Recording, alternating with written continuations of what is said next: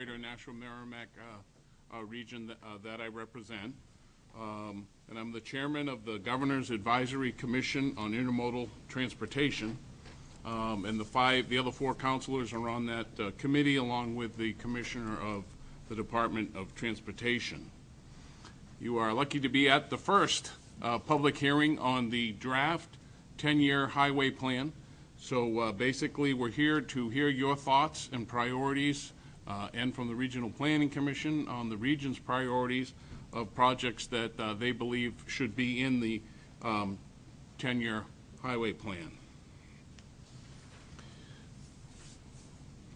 So we're going to, the agenda tonight, we're going to have the Department of Transportation give us a presentation on what's in this draft plan from their perspective before we have public comment, and then that, I suspect, will be modified a little bit based on the feedback we get on 19 public hearings that will be held across the state, so that we can hear the whole state's priorities and balance them with District 5, my district's priorities here. Come up with a plan to send to the governor. The governor would then in turn has a chance to make a few adjustments, and he would send the plan to the House of Representatives, and then the plan would go to the Senate in the form of a bill, legislation. So with that, I'd like to introduce the people from the Department of Transportation. Is Assistant Commissioner still in the room? He could Bill, this is Assistant Commissioner Bill Cass from the Department of Transportation. And Bill, could you just introduce your people, please? Sure. The main person that will be talking will be Peter Stamnus. He's the Director of Project Development and in charge of developing the 10-year plan. Also with us here is Deputy Commissioner Chris Watson. Sharon, who puts all the work together. Glenn Davison from the Planning Bureau, who is in charge of all the data that goes into the do I have to repeat everything? Sorry about that. I'll start back over again. With us tonight here from the Department of Transportation is Director of Project Development Pete Stamnus, who will be leading the presentation. Chris Wozchuk, Deputy Commissioner. Sharon Allaire, who is taking the attendance and getting everybody the information. Glenn Davison works in the Transportation Planning Bureau, who put together all the data and maps and booklet behind the 10-year plan. And over in the corner, taking notes, is Carol McCooch, so, also from our project programming. Back to you then, Councilor. Thank you, Bill. Just add that Peter Clough is here from Senator Shaheen's office to also keep an eye on what the priorities of the region are, because some of these, a lot of these projects are federally funded as well. So we're glad you're here, Peter, representing Senator Shaheen. With that, we'll get started with the department's presentation. They'll give us a little bit about their statewide philosophy. You'll learn a little bit about the different pots of money that are out there and the different ways they need to be used, and we'll take it from there. Thank you, Councilor. Good evening. Welcome to our first public hearing on the draft 10-year plan.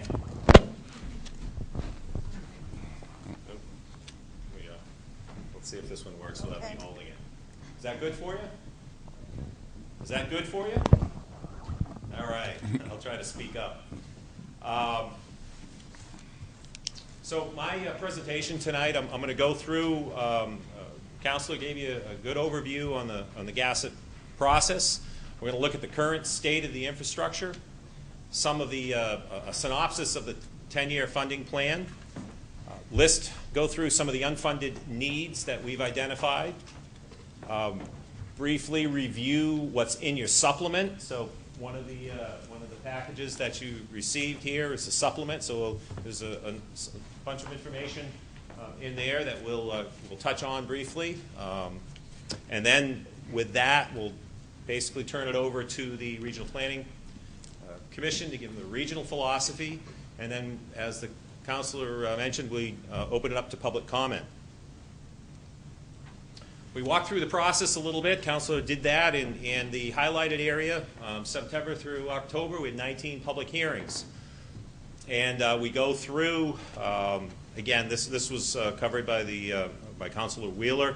But in June, once we go through this process, the final 10-year plan will be adopted into law. And so this is our working document for the DOT on what we use to develop our projects and deliver our projects for the state of New Hampshire.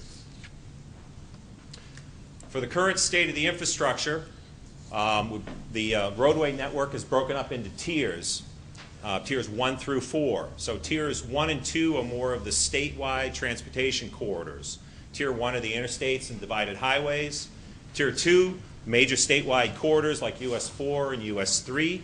And these are typically the higher volume, higher speed facilities. They're important for commuter and tourism and freight movement of goods. Tiers 3 and 4, regional corridors and local connectors. Tier 3, like Route 40, 140 and 135, they're moderate speeds, moderate traffic volumes, and they provide connectivity within the regions.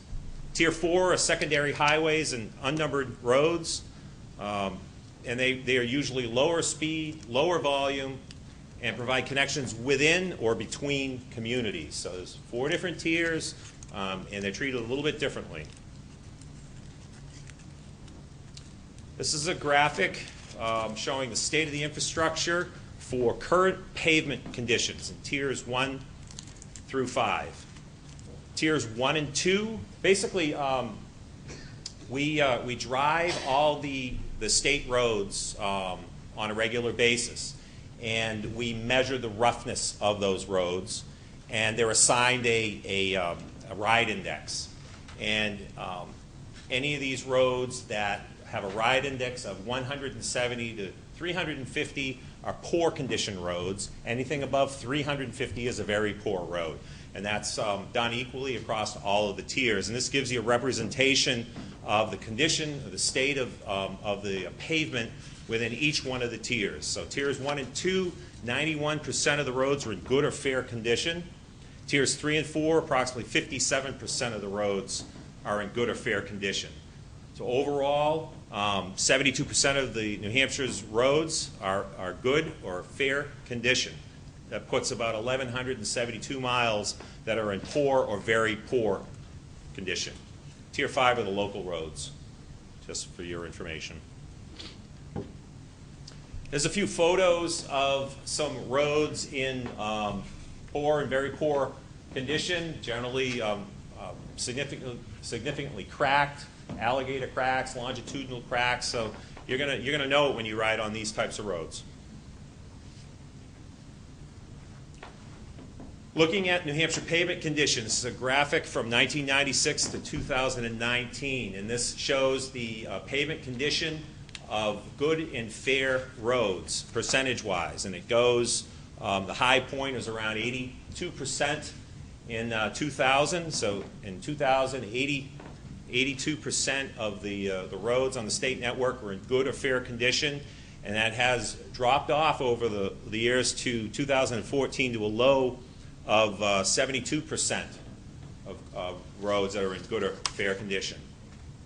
And recently, with the additional investment in the current 10-year plan and projected in the next couple of years, our roads are going to improve. They've improved to 72% in good or fair, so that's a 4% increase overall from 2014, and we're projecting the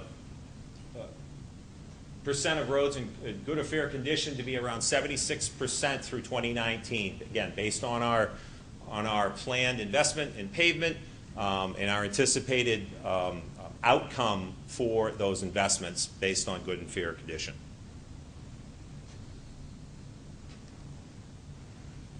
Similarly, with bridges, we inspect all bridges once every 2 years.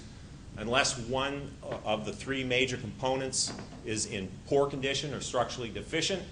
If that's the case, then we inspect them on the state system twice a year. And so this graphic shows a trend line for red list bridges against structurally deficient bridges. that is on the rise. From 2010 to 2017, that end number in 2017 is 140 bridges that are in poor condition.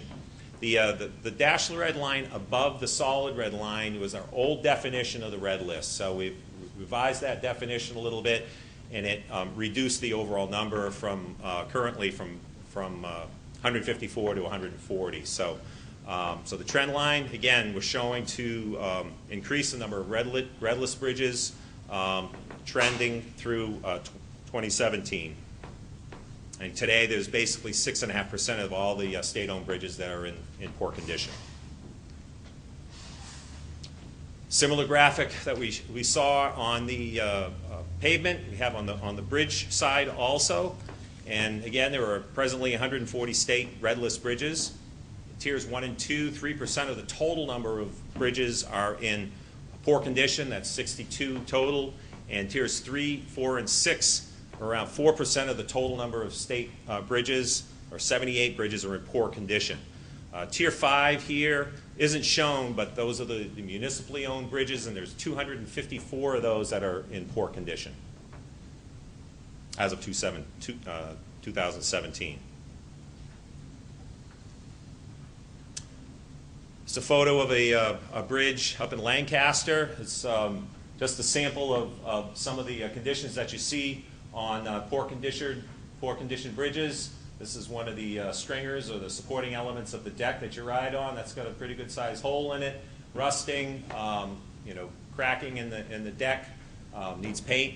These are the types of things that you see on a poor condition bridge. And this is scheduled to be replaced in 2019 with SB 367 funding.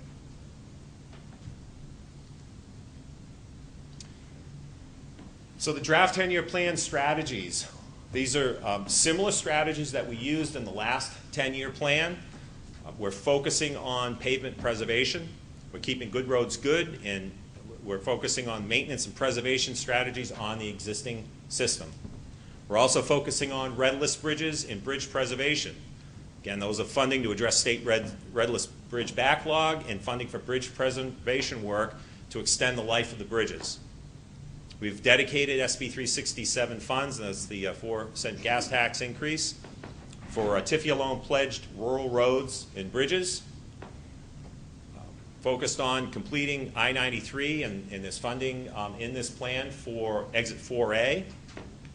And it's heightened financial constraint. We're fully financially constrained in this 10-year plan, like we were the last 10-year plan, or the current 10-year plan. Funding synopsis. So the typical annual funding for FAST Act, which is the federal act that funds, DOT gets the majority of their funds from, averaging around $183 million per year. And that's broken up into different areas within the 10-year plan. So paving and bridge projects average around $84 million per year. Again, that's just on the federal side. The mandated federal CMAQ and safety projects, LTAP, are around $34 million per year. The Garvey debt service through 2025 is $24 million a year, and then it drops down to about $7.3 million per year. Basically, that's I-93 Garvey bonds will be paid off in 2025.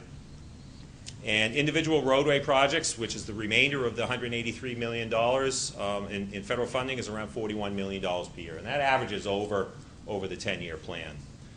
There's also transit funding around $32 million per year, and airport funding around $26 million per year. Go through some of the airport funding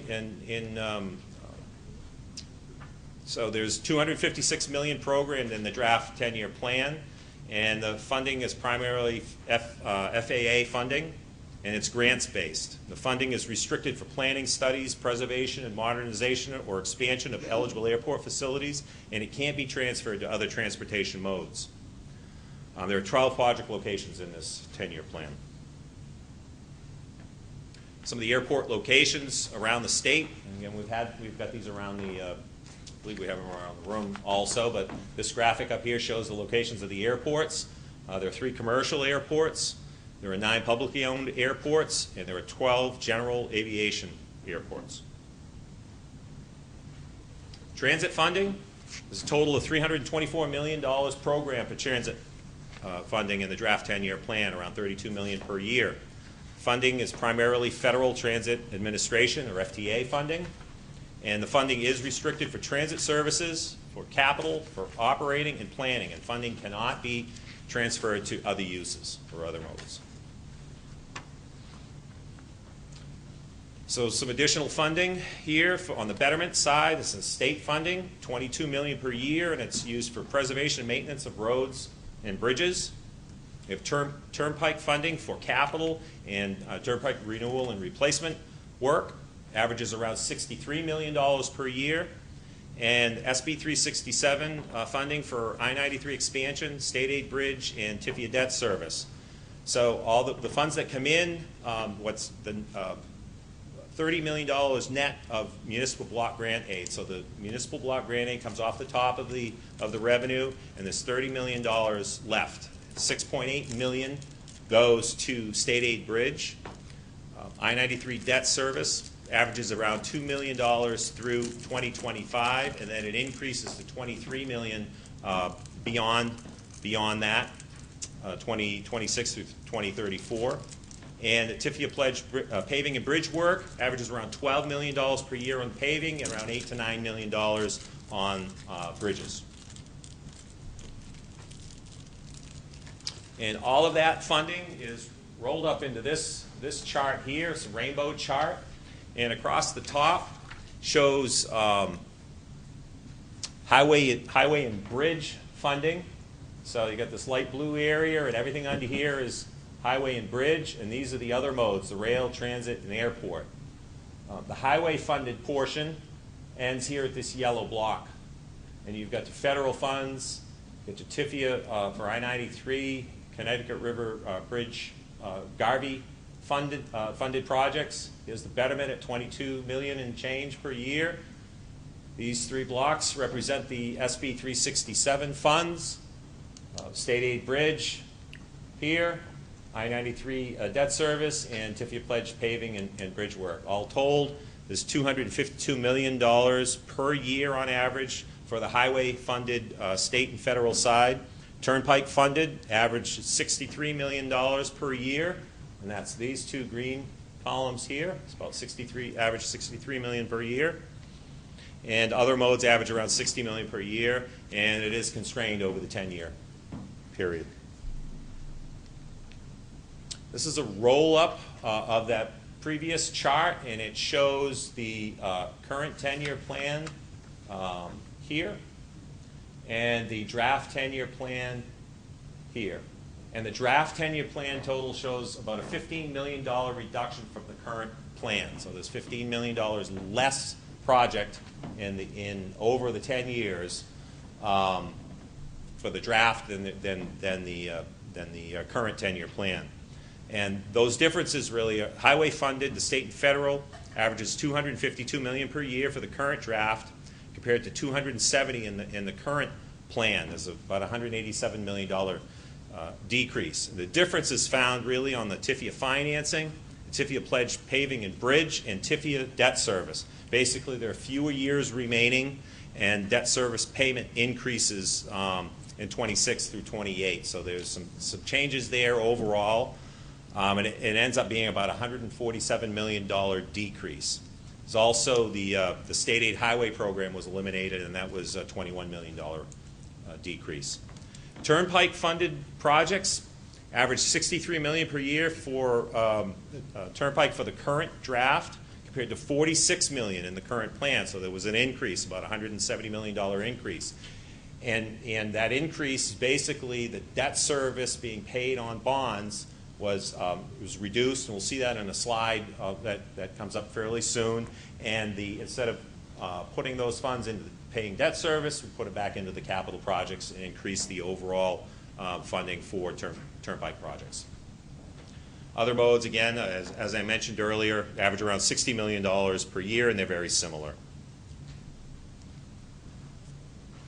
This is an all funding chart and shows how the funds are distributed by the type of project within the draft 10-year plan. So pavement, state and federal averages around $78 million per year. Bridges are around $76 million per year. I-93 expansion, $80 million through 2022, and then those projects will be complete. So there'll be no more beyond that from a funding standpoint. Mandated federal, around $33 per year. Individual projects, $831 million over a 10-year period. The overall program is $3.74 billion. It's a Turnpike System Capital Program. So the blue bars show the project totals on an annual basis, and the red line here is the debt service. So right now this current period is in the middle here, and as I mentioned before, the debt service has been reduced, so those funds are being put into projects on the capital side. These are the major Turnpike projects that are included in the plan, in the time frame for which they will be constructed. So you've got the Dover end of Newington Dover project and the General Sullivan Bridge rehabilitation for $79 million between 2019 and 2022. Construction of the Everett Turnpike widening, Nashua, Merrimack, Bedford, $127 million between 2022 and 2026. Manchester Exit 7 and Manchester Exit 6 improvements in the Turnpike widening begins in 2024 and extends beyond this current 10-year plan 1 year to 2029.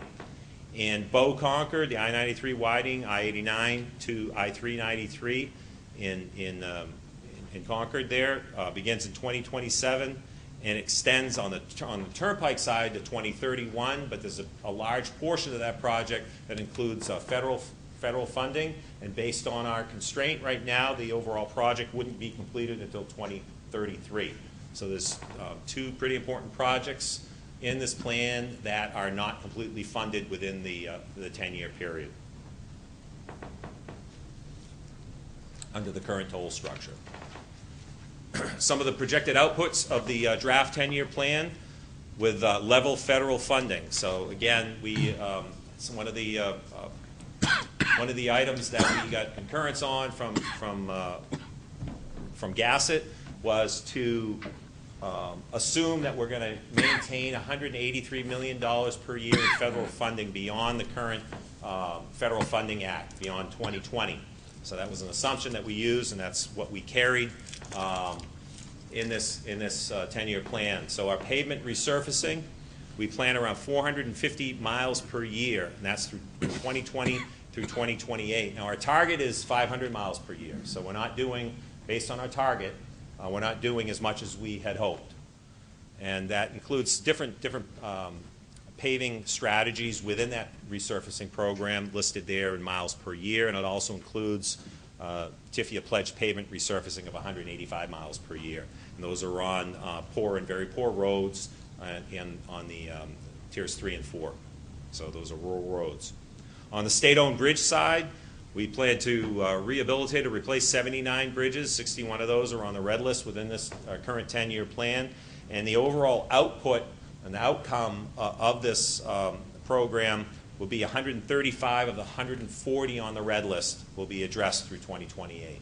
So there's only 5 out of the 140 that we don't plan to address within this 10-year plan. It also includes TIFIA pledged bridge work for 23 bridges on rural roads. This is a little more detailed graphic showing this one down here is the one you had seen before, right to this point in time. The graphic at the top here shows miles paved, and so this blue line here is the 500-mile line, which is what our target is. These areas below the blue line show the backlog of paving. So this just shows an investment not up to what we had hoped from a target standpoint. And down here, again, this is the pavement condition good and fair on the entire statewide network. And so right here is 2016, so these are based on data, and this is pavement condition based on projections. And notice, again, our low was around in 2014. We've had some additional investment. Right now we're about 72% good or fair. We expect to invest a little bit more right up in here, so you can see that we're paving a little bit more above the 500 miles per year. So our condition is projected to improve to 76%. But as we come down into 2020, we're only at that 450 miles per year, so our condition is expected to be decreased to something less, 66% good and fair. So again, it's a direct reflection on the amount of funding that we put into the paving program. Is the outcome is shown in the overall condition of the statewide network.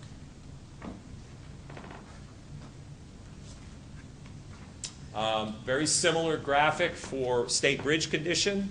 The red area is based on data, and the current this is numbers of bridges, and this is years along the bottom of the graphic here. This is where we are in 2017. There's 140 red list bridges. We expect the number of red list bridges by the end of the 10-year plan to increase to 159. Again, showed that we have 135 and 140 currently on the red list are going to be addressed in this 10-year plan, but we're losing ground basically over this 10-year plan, so that we need some additional funding in order to arrest that trend. There's a table in here that looked a little bit difficult to read, but there's this is a number of bridges that are rated 5, so they're approaching poor condition. There's about 300 of those currently, and we expect around 80% of those, or 242, to be added to the state red list by the end of the 10-year period. So there's a lot out there, and the age of the bridges in our state is getting old, and it's reflected in how many are coming on and becoming poor condition.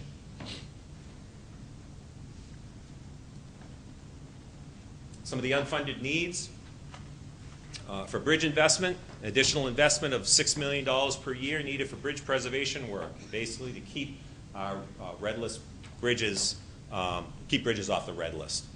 And from another unfunded need is to additional investment of $24 million per year needed to address additional 8 red list bridges per year. So bridges that are anticipated to be added to the red list but not addressed during the 10-year plan period. This will effectively reduce the total number of on the red list by 80 bridges over the 10-year period. So it's for about $3 million per bridge, $24 million per year. All adds up to about 80 bridges over the 10-year period. Pavement investment, additional investment of $12 million per year needed to rehabilitate 1% of the poor and very poor Tier 2, 3, and 4 roads each year. We also believe that there's additional investment of $12 million per year needed for the pavement preservation and maintenance program, again, to maintain overall pavement condition of the state roads at or around 76% good and fair condition. These unfunded needs right here add up to a total of $54 million per year for state roads and bridges. We have some additional unfunded needs and other assets I wanted to mention here. We have approximately 50,000 culverts under state roads that will need replacement. We think approximately an additional $6 million per year to replace all within 50 years, about $10,000 apiece. We have approximately 1,130 miles of guardrail on state roads, another $3 million to replace all within 75 years, $250,000 per mile. 300 signalized intersections, and we think that from an unfunded need, about $1 million per year to replace on a 25-year cycle. We have 44 rock slopes, so roadside rock slopes, identified as high hazard, $2 million per year to address all in 10 years. And we also have a Type 2 sound wall program that we just established, which is unfunded. And we've identified 37 miles of wall and 49 eligible locations with an estimated cost to complete all of those of $125 million.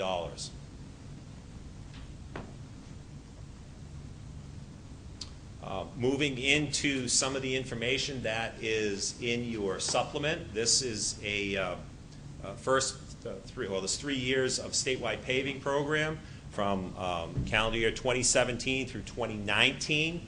And again, it shows the sections of road that'll be paved and the district along with the mileage for each one of those sections in council or districts. And on the back of these, you'll have the road sections will be listed by town. So if you wanted to see if a road near you that you feel is in poor condition is going to be paved, you can look at this on the back side and identify it by town and by general area and road. Also within the supplement, and this one is for, this is a plan showing Council District 5's, Council Wheeler's district, outlined in shaded in yellow, and each one of the projects that are within that district are highlighted on the plan, and again are listed on the back side of the plan by town and by general description. And we have one of these for each one of the council districts. This is a major project of local significance slide. So we have Nashua Merrimack Bedford 13761. That's the Everett Turnpike widening from exit 8 to I-293 interchange. That project will widen 3 two-lane segments to provide continuous 3-lane width. It addresses 5 bridges. They'll do an evaluation for noise mitigation, basically sound walls. We'll be evaluating the need for those sound walls along that corridor. The length is 8 miles in 3 different segments. The estimated cost is $143 million. Preliminary engineering has started, and we anticipate construction to start in 2022 and be completed in 2026, and this is Turnpike funded. Bedford Merrimack 16100 is the improvements to existing toll plaza. We're reviewing alternatives. Basically, we're waiting on additional authorization to advance investigations on all electronic tolling. Construction is funded in 2019 and 2021 at an estimated cost of $15 million, and that is also Turnpike funded. Merrimack 10136D, 101A widening includes improvements along 101A at Continental Boulevard intersection, add a 3rd eastbound through lane, right turn lanes, and a new sidewalk. Engineering should start in 2017. We're targeting a public hearing late spring, early summer of 2018. Right-of-way acquisitions will be in 2019, and construction will begin in 2020, and the total project cost is around $6.5 million. And that concludes my portion of the presentation. Counselor. All right, thank you, Peter. Very informative. So I guess now we'll hear from the Nashua Regional Planning Commission on their regional perspectives with a brief presentation, and then we can open it up for public comments. All right. Great. Thank you, Jennifer. Thank you, Councilor Wheeler. I'm Jen Sizz. I am interim director at Nashua Regional Planning Commission. With me this evening is Julie Chismas, who is our senior transportation planner, and she is the one who's got all the details on all the projects. So I'm going to give you some highlights of how we got to where we are today with projects that we've got submitted into the 10-year plan. So with that, there we go. Just a quick introduction to who we are. The Nashua Regional Planning Commission, we're one of 9 regional planning commissions in the state of New Hampshire. We also serve as the Metropolitan Planning Organization for the same 13 communities within our region. And the MPO, that is the federal designation for the transportation planning process.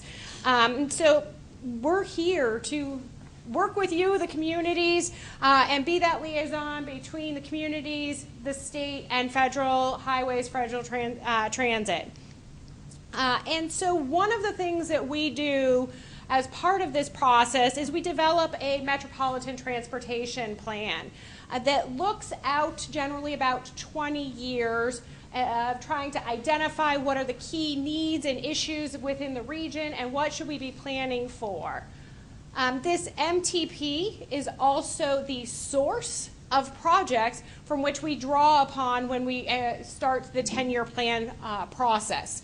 So it's kind of that big pool of projects. From the 10-year plan, what we're working on here tonight, next 10 years worth of planning projects. From there, we pull, clicking ahead, keeping the short version here. From there, the 10-year plan, the first 4 years of that 10-year plan become our transportation improvement plan, and those are the ones for which the dollars are appropriated. So I want to just kind of remember, we start, at least at the regional level, we start with that metropolitan transportation plan. And so why do we go through this process? It's one of the kind of important pieces we look at here is that our communities are continually changing, and as a result, so are our transportation needs and our infrastructure needs.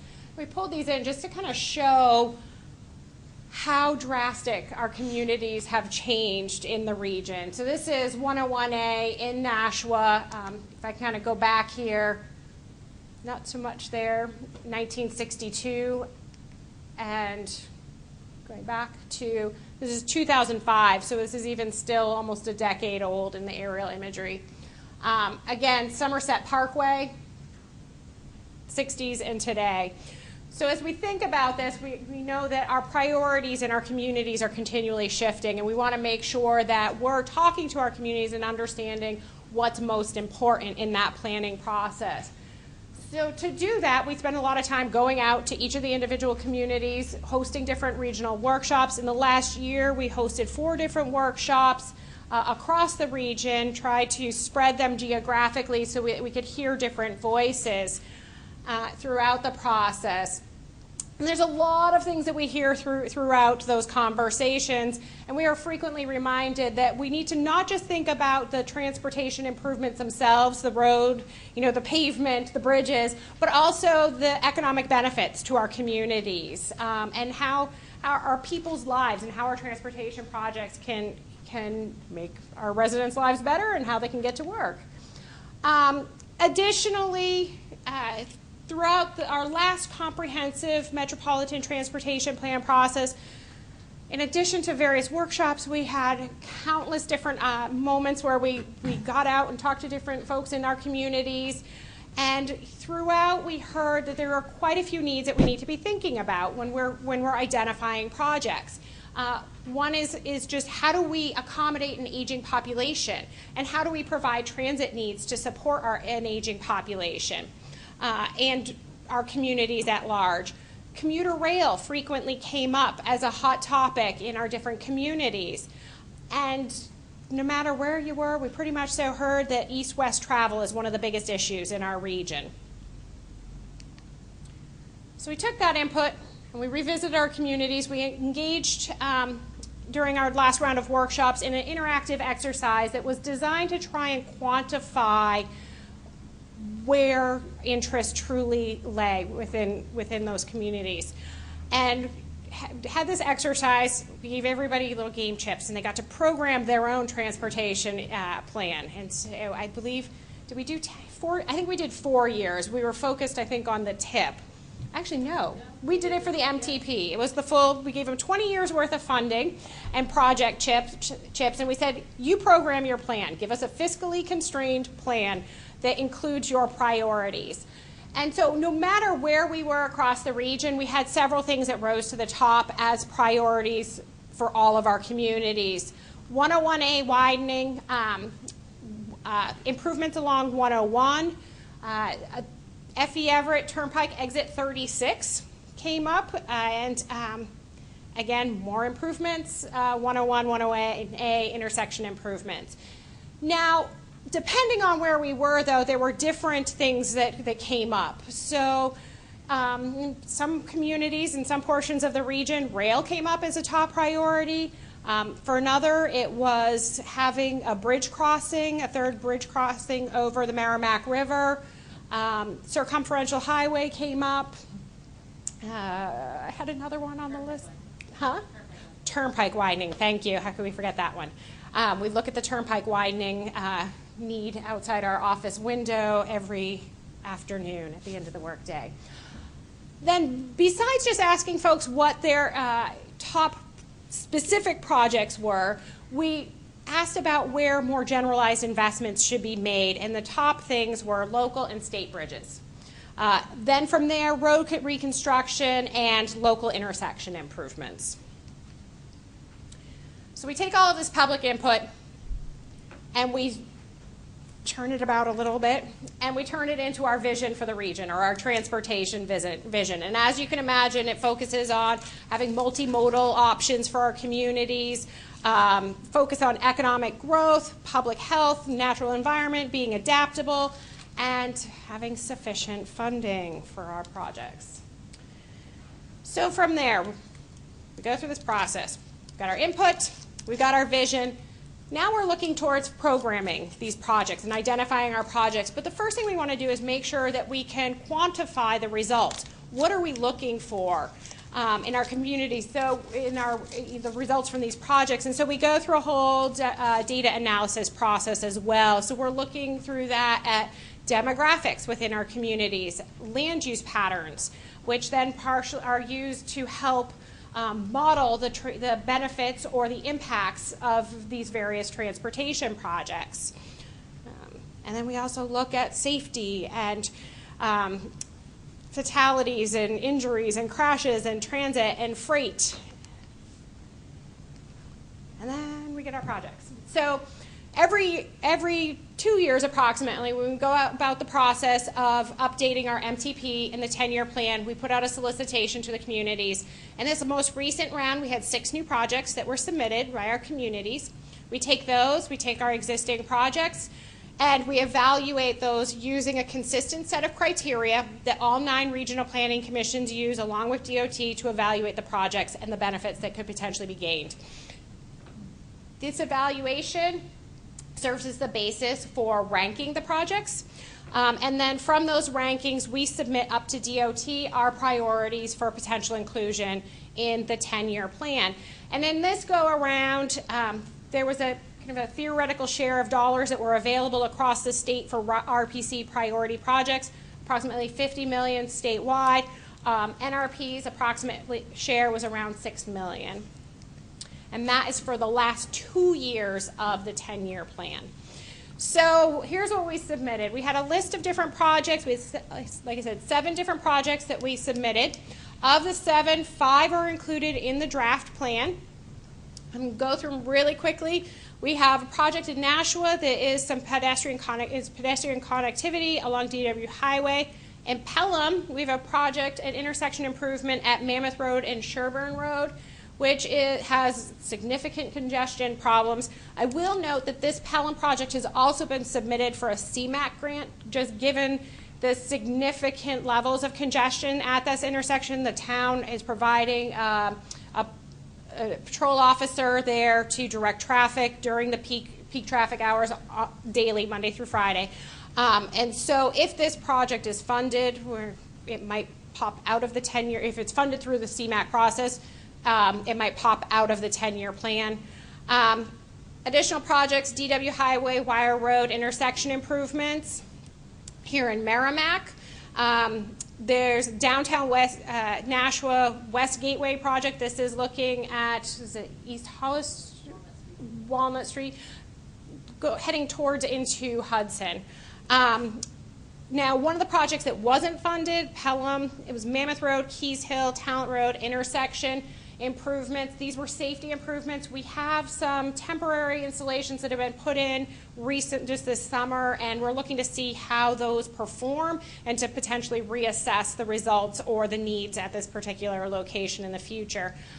From Milford, we have a swing bridge rehabilitation project that did make it forward into the draft. And then the one project that we hope we can squeak in the future, if the Pelham project receives CMAQ funding, is an additional interchange coming off of the Broad Street Parkway in Nashua, and that would open up additional economic development opportunities for the city. There's some additional projects that have also come forward beyond those that we just went through. We've got two different DOT priority bridge rehabilitation and reconstruction projects in the region that have advanced into the 10-year plan, along with two different state aid bridge projects. And as well, we have two communities with transportation alternatives grants, which those are included in the draft 10-year plan as well.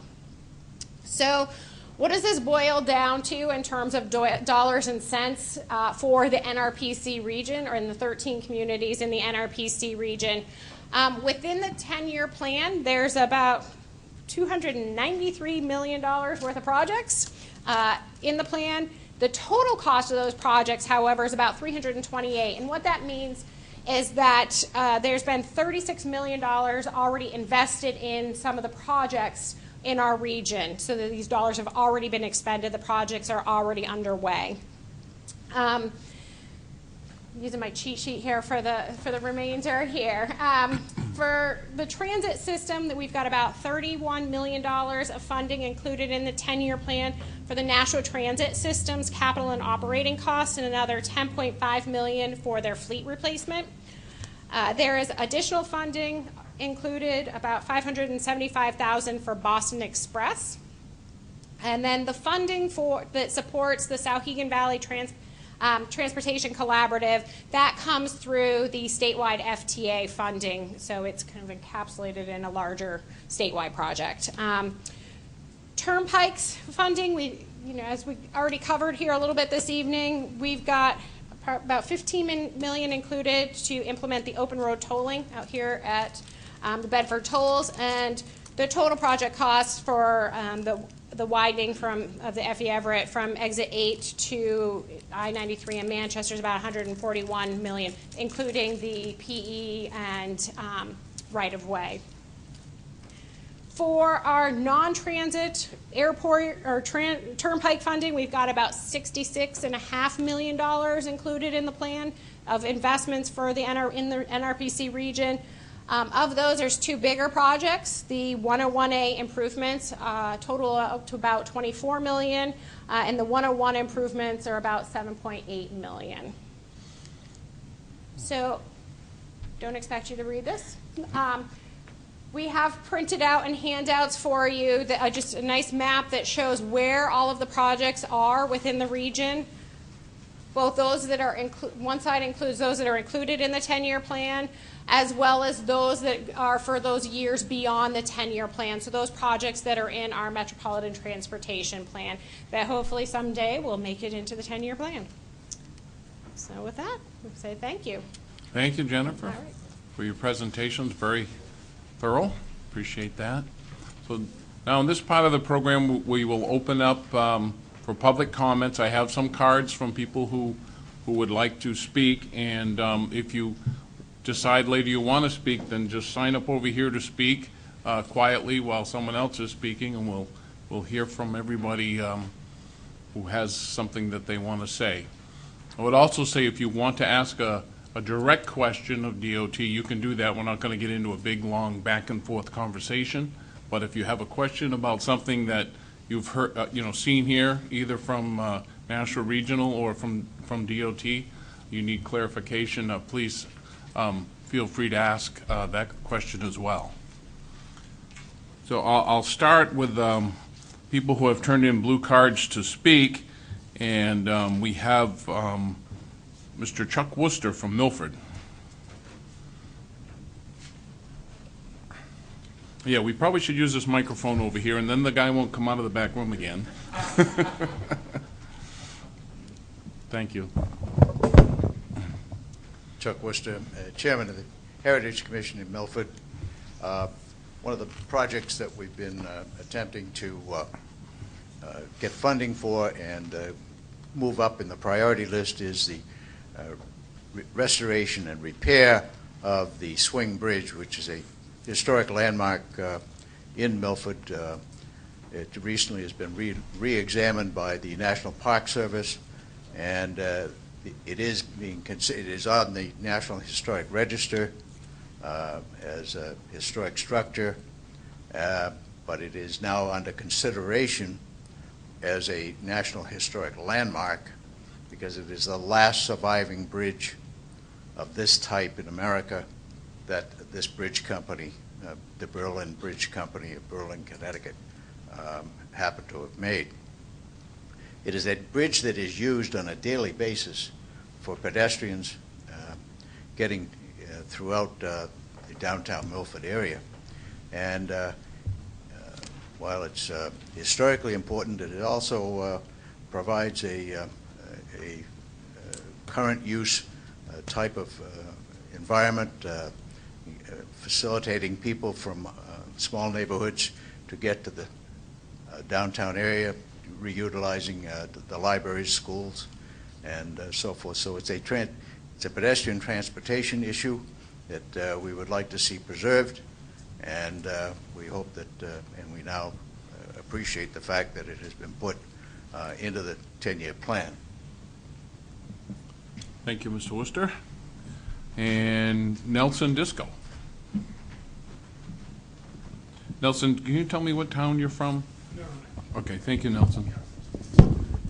Yeah, my name is Nelson Disco. I'm from Merrimack. I'm speaking not on behalf of the commissions I work on in the town, but these are my own thoughts. We haven't had a chance to review them as committees. But I would want to begin by thanking the National Regional Planning Commission and the DOT for including the projects that they have included in Merrimack. The Wire Road intersection is a very hazardous intersection as it is. I'm sorry to see it's 2027. That's a ways off, but it's in there, and let's hope we can get the funding and keep it going. The other two things I'd like to mention is I didn't hear a lot included with regard to pedestrian transportation, and that's a particular issue with myself and several in the community who are looking forward to the day when Merrimack downtown will be walkable, and that includes building some sidewalk in addition to the road improvements that are being made. And I know that the legislature, I believe, had a bill passed at the end of last year to include what they call complete streets design in the intersections and in the improvements. And I would like to advocate for that and say that that is very important. It doesn't apply to the whole state. Don't get me wrong on that. But places like down here in Merrimack, where it's a fairly dense population, relatively speaking, I think it is really beneficial and an important safety consideration. So I'd appreciate consideration of that in those projects in this area. The final thing I want to mention is I've lived in Merrimack for 50 years, and during that time, there have been many bridges replaced over the many brooks and rivers we have. Of those, I don't know how many there were, but I do know that 3 of the bridges have been replaced twice since I've been living here. That is, they were deteriorated, they improved them, they built a new bridge, and we've done it again in 3 different bridges in town. So I think that maybe some consideration in design of these bridges. If you look at that bridge in Lancaster, you can see the bare steel just exposed to obviously salt and other contaminants. And so I would encourage consideration. I know there's a cost-benefit relationship and a time value of money, and all of that has got to go into it. But in the time frame that I'm talking about, it seems to me we're replacing them too often, and that there may be some long-term savings, which are harder to sell, to doing a better design job and a better way of protecting the structures that are there. The Romans built bridges for 2,000 years, and some of them are still standing. So just a thought. Thank you. Thank you for your time. Thank you. Thank you, Nelson. Peter, you want to respond to that? Sure. A little bit? Sure. when we build bridges and under our current system, we look to make them last for 120 years. But it requires maintenance on a regular basis and a cycle of improvements over time. And if you don't keep up with that maintenance, the bridges don't last as long. And we're building them, to be not only for the traffic that we think they're going to handle, but also if they're over rivers, that we're designing them hydraulically so that we don't have issues from a flooding standpoint, which if you don't build them big enough, that could undermine those bridges and require replacement. I would say some of these now, I don't know the ones in particular that you're talking about, but maybe some of them have been replaced due to inadequate widths. So over time, if there are multiple traffic lanes, but we do try to design bridges so that we try to get 120 years out of the bridge itself. So. Sure. You want to know which ones they were? We can check in afterwards. I'll get them. Okay. Yeah. Very good. And I know that we've had some less than happy results with galvanized steel culverts lasting as long as we thought they would when we originally put them into, and several towns have had that issue that they've had to deal with, a shorter lifespan than we expected. Rebecca Harris.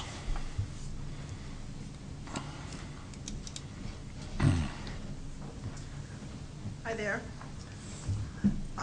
Thank you for this opportunity to speak at this public hearing on the 10-year Transportation Improvement Plan. My name is Rebecca Harris, and I'm the Director of Transport New Hampshire. We work with organizations across the state in a variety of sectors to help create an integrated transportation system that gives people options for getting around. Transportation is the invisible thread that binds our communities together. And when only those who have the ability to own and operate a motor vehicle can get where they need to go, we are excluding a growing number of seniors, people with disabilities, and low-income families from participation in community life. Investing in transportation options like bus service and volunteer driver programs means better access to medical care with improved health outcomes and lower costs. It means less isolation for those who don't drive. Investing in transportation options like sidewalks, crosswalks, and multi-use paths means more people can walk or cycle to some of their daily destinations, helping to reduce the incidence of heart disease, cancer, and diabetes. Investing in multiple transportation options makes it easier for employees to get to work and expands the workforce available to employers. It also opens up the pool of volunteers who have time to give but can't get to the place where their help is needed. In addition, research shows that property values and retail sales increase in places where it is safe and inviting to walk or cycle. Transport New Hampshire would like to see a more integrated approach to transportation planning and investment, with consultation and cooperation between state agencies and with improved communication between state, regional, and local authorities. As an example, we believe that projects applying for congestion mitigation and air quality, or CMAQ, funding should be chosen in a transparent manner that takes into account regional priorities and the collected expertise of the CMAQ Advisory Committee. Transport New Hampshire commissions a survey on transportation every year. This year, we see that 73% of respondents think policymakers should invest more money on improving the availability of senior and special needs transportation. One way to do that is to restore state funding to match federal dollars for operating transit. New Hampshire has contributed $0 to the operation of public transit since 2009, leaving our towns and cities to pick up the tab. Transportation has a profound effect on our individual lives and our ability as a state to improve the quality of life for all our citizens. As you look at the investment priorities expressed in this draft 10-year plan, please think about whether we are preparing for the future or simply patching a transportation system that is already out of date. And I have copies of the survey if anybody would like We some. could give them to, yeah, right here's fine. Excellent. Anybody in the audience who wants one over here. Okay. Thank you. Thank you, Rebecca. Senator Daniels, are you ready? Senator Daniels represents Wilton, Milford, Amherst, and Merrimack. He's also the chairman of the Senate Finance Committee, so this highway plan will end up on his desk eventually. Thank you for the opportunity to be here tonight.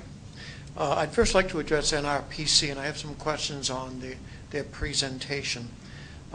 First one is whether the costs that are shown there, the estimates, are they in today's values or are those in projected values? For instance, if a project was scheduled for 2027, have you projected the cost in 2027 or are you putting it at 2017 prices? You- you- Sure, sorry about that. I'm just going to pull that up for a second so I can get help to speak.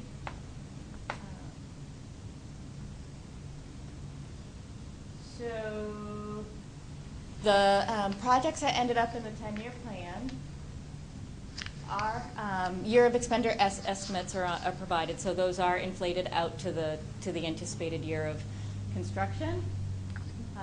And we do that with all of our planning programs. We are required to do that actually by federal regulation, that we express our costs in year of expenditure.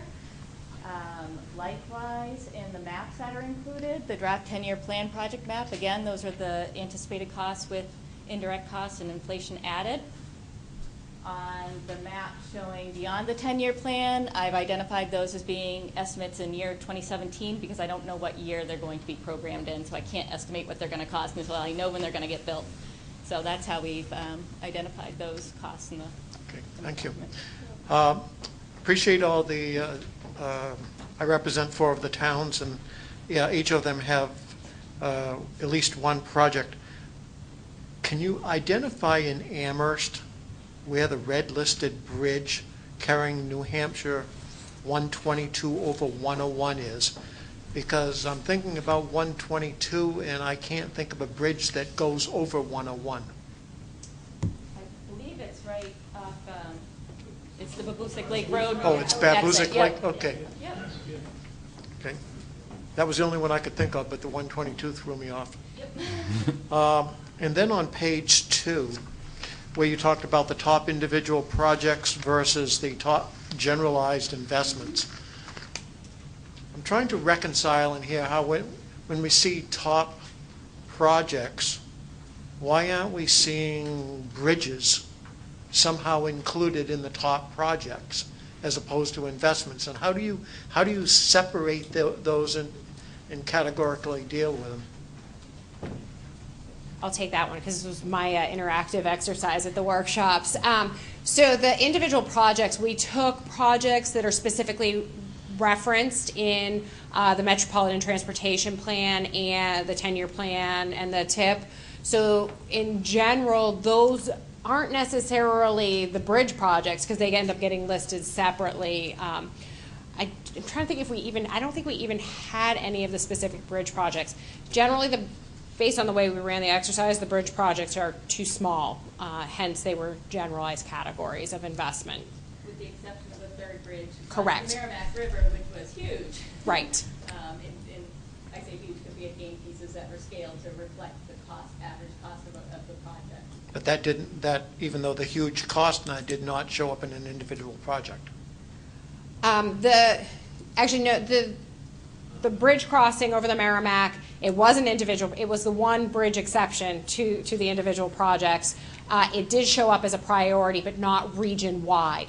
So only when we sat down with the 4 communities that would benefit directly from the bridge. When we sat down with Merrimack, it was Merrimack, Litchfield, Hudson, Nashua. That's when that bridge project rose to the top of the pool.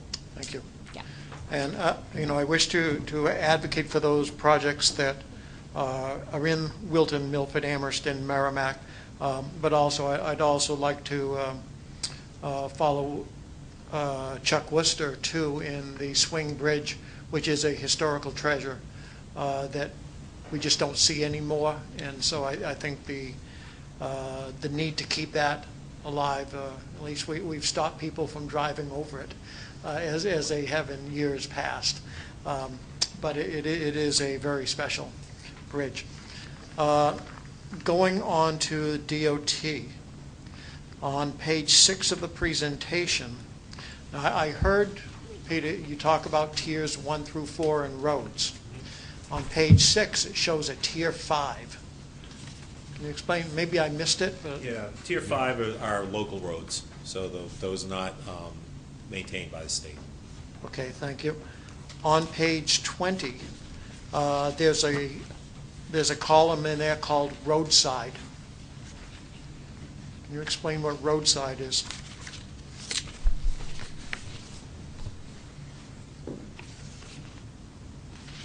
So that would be maybe guardrail projects or smaller safety type projects adjacent to the traveled way. So, But they would not include maintenance of the roadsides, like mowing and no, sir. things like. Okay, No, sir. thank you.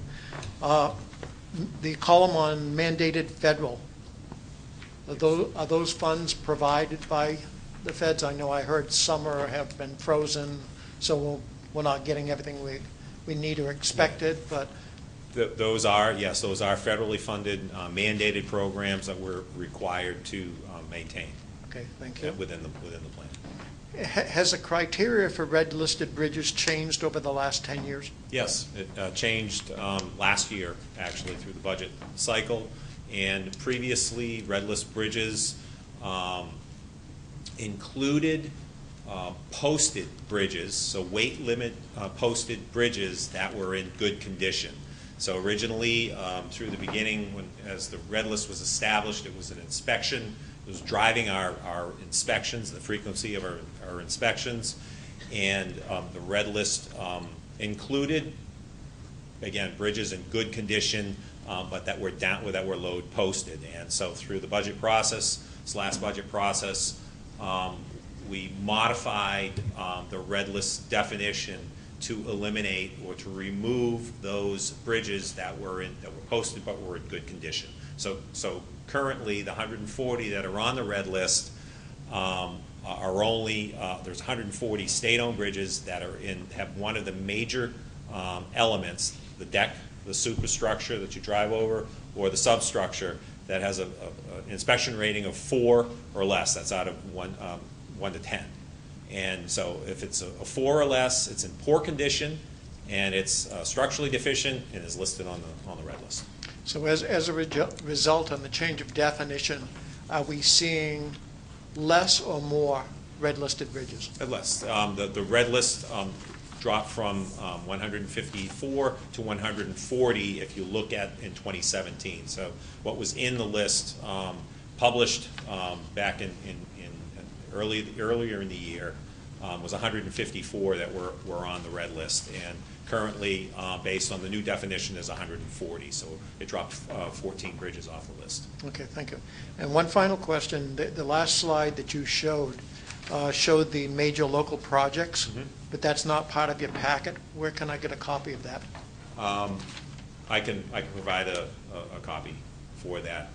We provided basically what we provided was the general presentation for all the hearings, and I can provide a copy of that slide. Okay, thank you.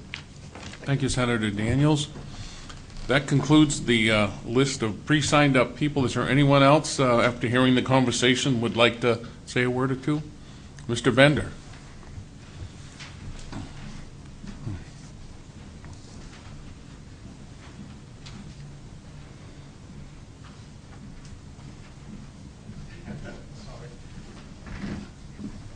Thank you, Councilman Wheeler. I have a question for, Mark Bender from Amherst. I have a question on the NRPC 10-year plan. You're showing the Nashua Airport with funding year as an annual project at $23.2 million. Is that $23.2 million annually? No, there's, oh, I'm so sorry. I'm so used to just being loud. Okay. No, that's the total funding in the plan, but I don't show what years Okay. Because they get funding every year, so I to thought show so. a range of years would be I thought so based somewhat on deceiving. the information presented earlier, but I wanted to clarify Sure. that. And then for DOT on page 15, you show 9 publicly owned airports. Do you know the percentage of funding to support the airports that's being provided by the municipalities versus the state? I don't off the top of my head. Okay. But we can get back to you on that. Right. And,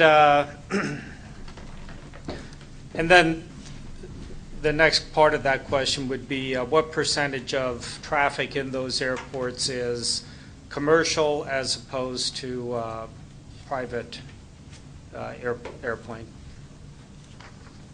We can certainly get back to you. Thank you.